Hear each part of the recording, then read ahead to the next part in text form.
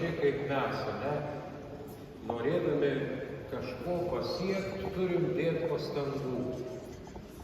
Ant kalno užlipus atsiveria labai gražus vaizdas. Tai žinau iš savo patirties. Tikrai ne vieno kalno esu užlipęs, tai buvau dar truputį jaunesnis. Bet labai daug pastangų reikia, kad tu tą viršūnę pasiektum. Tai dabar ar jūs, vaikai, jaučiatės į kalną užlipę šiandien sulaukę pirmos komunijos dienos? Ar džiaugiatės, kad viskas baigėsi? Ar džiaugiatės, kad viskas prasideda? Nes yra du variantai šitam požiūriui.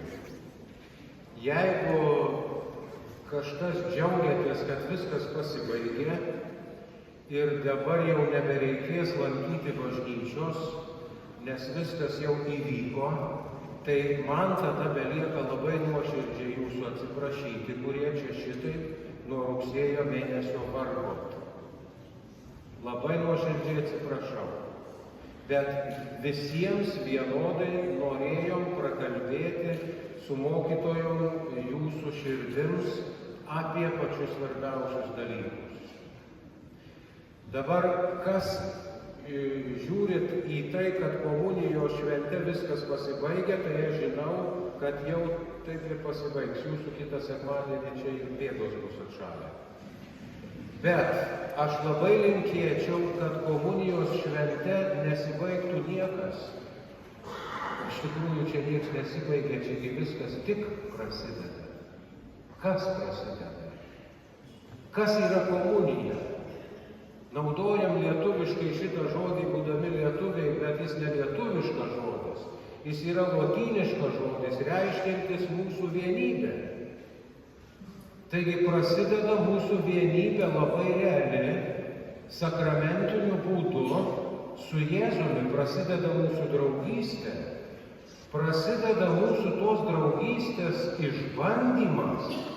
Visigi turit draugų, aš tikrai tikiu, kad ne visi jūsų draugai ten tuose TikTokuose, Facebookuose arba dar kažkur, bet jūs turite draugų, kam galima už rankos paspausti, ne, krepšinį pažaisti, ar futbolą, nežinau ką, ar ledų porciją suvalgyti į prekybos centrą nuėjus. Tai kas turit tokių draugų, kur akis į akį susitinka ir širdis į širdį, jūsgi žinot, kaip yra sunkus išbandymas tą draugystę išlaikyti. Va trejybės paslaptis mums apie tai kalba. Dievas vienas trejose asmenyse. Dievas pats savyje yra bendrystė, jis negali būti savyje užsisklendęs. Ir mes kaip žmonės taip nešiojamės tą dieviškumo tokį kaip krislą, kaip atspindį. Bet išlaikyti tą ryšį reikia. Va čia yra išbandymas, kuris šiandien prasideda. Jūs priimsite Jėzų švenčiausiame sakramente į savo širdį. Ką toliau darysite? Aš nežinau. Jūs savęs klauskite, kuo baigsis šiandien prasidėjusi jūsų draugystė. Jėzus mums yra paliudijęs savo ištikimybę. Kai reikėjo, net ant kryžiaus mirė. Ant kryžiaus mirė, kad mes turėtume gyvenimą. Kaip tą draugystę paliudysime mes? Ir ne tik vaikai, bet ir mes. Mesgi šiandien girdėjome, kad Dievas mums davė tokią dvasią, kurioje mes esame vaikai, Dievo vaikai, įsūniai. Tai kuo mes paliudysime savo ištikimybę Jėzui? Vat yra labai svarbu. Tėveliams vienas labai žodis svarbus. Būkit pagalba. Mums reikalinga visada, bet kokio situacijoje vienas kito pagalba, ryšys, žodžiu, veiksmu. Brangieji, būkit savo tėvams autoritetu, draugystė su Viešpačiu. Jeigu to nebus, tai čia nieko nebus. Jūs esate pirmoji bažnyčia. Tikėjimo gyvenimas yra šeimoje gimstanti tikrovė. Ir jeigu to nėra, tos bendrystės vieni kitų palaikymo, to išbandymo mes neatlaikysim. Tos draugystės su Viešpačiu. atsiras kitos draugystės, apgaulingos, netikros, reliatyvios, greitai pasibaigiančios, greitai nuvilinčios. Gal todėl ir tiek liūdesio yra mūsų visuomenėje. Tai vat mano vienintelis linkėjimas ir būtų, kad jūs čia vaikučiai šiandien priėmę pirmą komuniją neužbaigtumėt nieko, bet viską pradėtumėt. Šiandien prasideda jūsų bendrystė, komunija su Viešpačiu Jėzumi. Tėveliai, palaikykit šitam keliui savo vaikus. Tai yra nepaprastai svarbu, kad mes čia ne tik tai šventę švęstume šiaip savo, bet kad būtų tai mūsų tikrovė.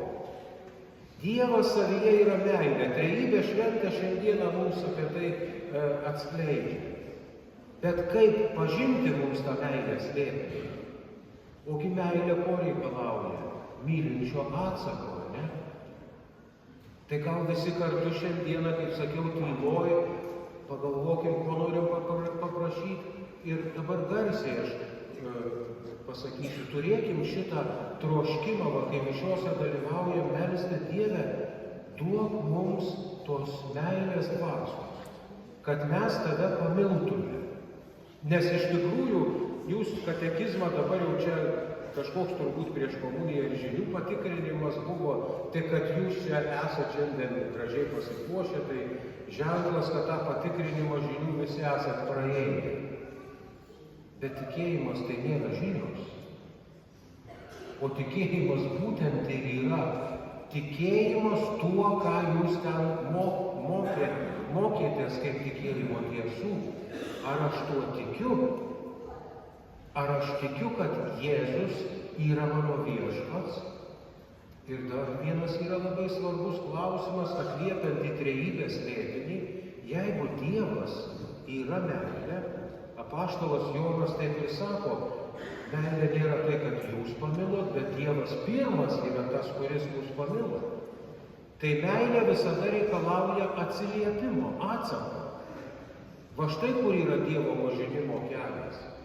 Ne vien tik tai žinios apie jį, ne vien tik tai katekizminės tiesos, bet mūsų širdies atvirumas, mūsų meilės ryšys Dievui. O tada susidėlioja viskas. Ir meilė artimui, tėvams, broliams, seserims ir galų gale net savo pačiam. Sveika meilė, net mes ir save pačius turime mylėti. Štai, ką mums atveria trejybės paslaptis, atrodo tokia, visi ir kalba apie ją kaip apie paslaptį. Vienas Dievas, Tėvas, Sūnus, Šventoji Dvasia, bet trijose asmenyse kaip taip gali būti, o čia pasirodo, va taip ir gali būti, kad jeigu nėra meilės, apaštalas Paulius sako, tai viskas yra niekas, tai viskas yra tuščia. Viskas yra skambantis varys ir žvangantis cimbolai. Ar norit, kad apie mane, apie jūs taip kažkas kalbėtų, sakytų, jisai tuščias puodas? Ne, mes norim, kad tas puodas, jeigu jisai yra puodas, kad jis pripildytas būtų. O kuo, kokiu turiniu? Daiktais? Ne, daiktai reikia genda. Jeigu neturėčiau meilės, aš būčiau niekas. Vaikučiai, įsimylėkit, laikykit savo geriausių draugų Jėzų. Kai melsitės, vat aš sakiau, skaitykite Evangeliją, jūs ten atrasit. Dievas jūs kviečia. Jėzus sako, dar kartą priminsiu mišių pradžioje, ką sakiau. Netrukdykit ateiti pas mane va šitokiems, nes jų yra dangaus karalystė. Ir jūs šiandien atėjot pas jį. Tai kodėl sakot, pagaliau baigėsi? Tai kad prasideda viskas. Dieve duok, kad kiekviena diena būtų naujo gyvenimo su tavimi pradžia.